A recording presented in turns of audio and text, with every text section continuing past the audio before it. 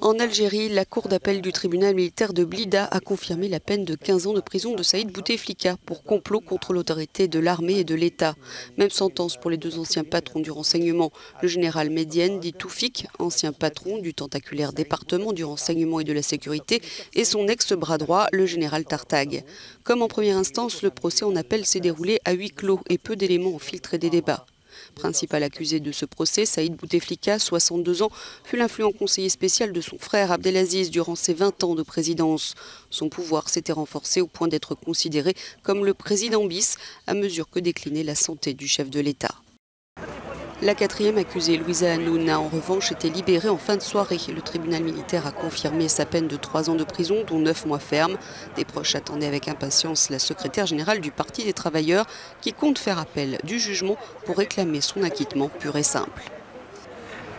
Les 4 ex-hauts responsables sont accusés de s'être réunis en mars 2019 pour mettre au point un plan de déstabilisation du haut commandement de l'armée qui demandait alors publiquement le départ du président Bouteflika pour sortir de la crise du Irak. Ce mouvement est né en réaction à la perspective alors d'un 5e mandat d'Abdelaziz Bouteflika. Il se poursuit aujourd'hui. Pour la 51e fois, des manifestations étaient organisées vendredi dernier à Alger malgré l'élection d'un nouveau président en fin d'année, Abdelmajid Tebboune, un homme du sérail que le Irak n'accepte pas.